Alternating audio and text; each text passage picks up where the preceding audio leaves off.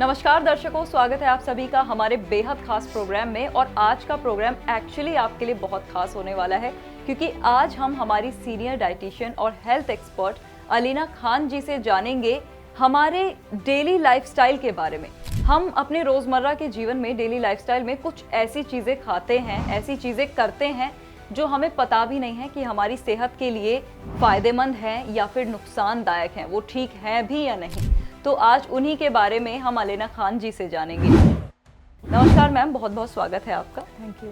तो मैम, काफ़ी सारे लोग अपनी लाइफ में ऐसा करते हैं कि एक पर्टिकुलर डाइट खा रहे होते हैं, उन्हें लगता है कि ये उनके लिए हेल्दी है, लेकिन ये भी सुना है उसी के साथ साथ कि अगर एक ही चीज़ को हम डेली खा रहे हैं, बेशक से वो हेल्दी हो, लेकिन उसके उतने ज़्यादा बेनिफिट्स हमें नहीं मिल पाते हैं, इतना इफेक्टिव वो नहीं होता अगर हम उसे रोज़ खा रहे हैं। तो क्या ऐसा है?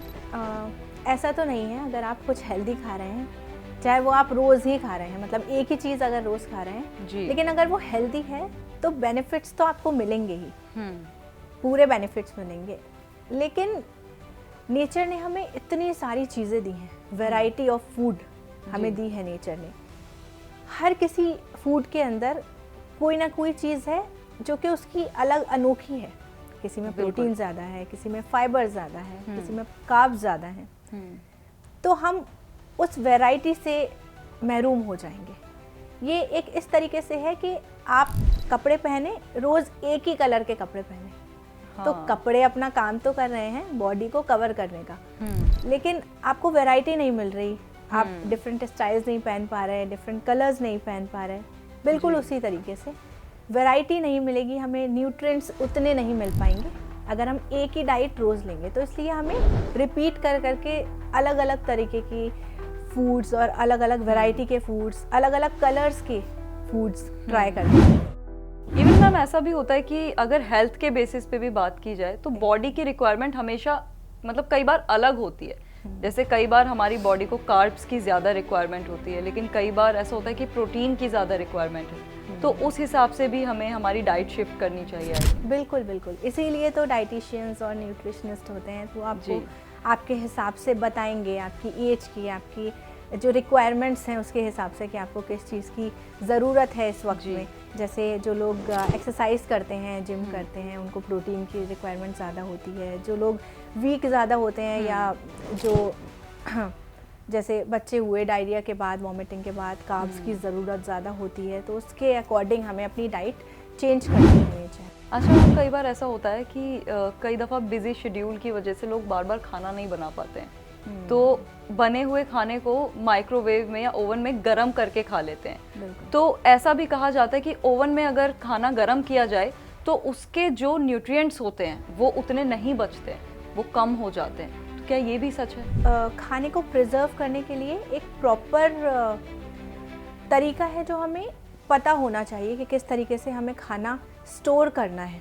अगर वो हम ठीक से करेंगे तो कोई न्यूट्रिएंट लॉस नहीं होगा।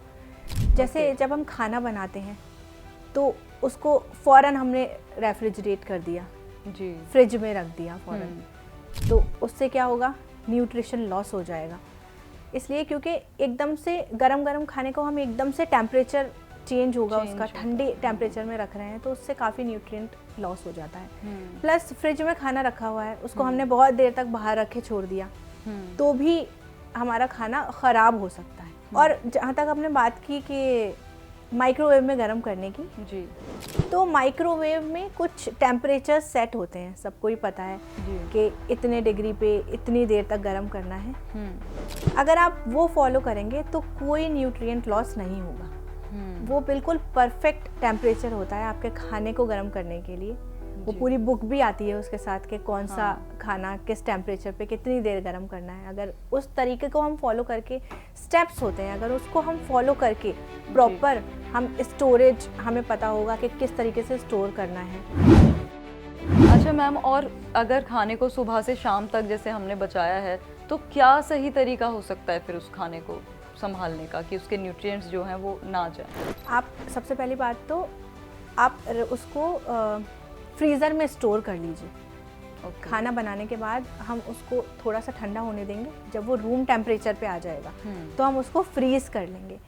जब हम फ्रीज़ कर देते हैं, चाहे कोई भी चीज़ हो, चाहे हमारा मसालेदार खाना हो या रॉ फ्रेश फ्रूट या फिर वेजिटेबल हो, उसको अगर हम फ्रीज़ कर देते हैं तो उसके न्यूट्रिएंट्स सारे वहीं के वहीं लॉक हो जाते हैं। फिर आप उसको जब भी खाना चाहते हैं फ्रीज़र में से निकालें, थोड़ा सा उसे थॉ करें, मतलब थोड़ा रूम टेम्परेचर पे वो दोबारा आ जाए।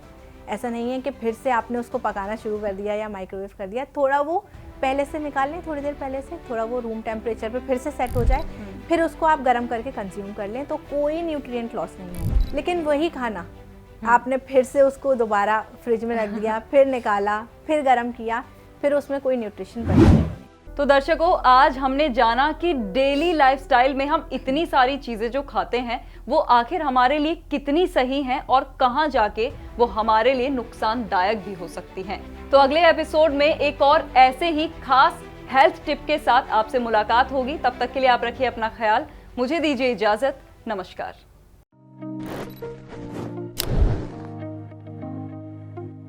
हेल्थ से जुड़ी सभी अपडेट्स को जानने के लिए आप हमारे चैनल को सब्सक्राइब कर सकते हैं और बेल आइकन दबाना ना भूलें।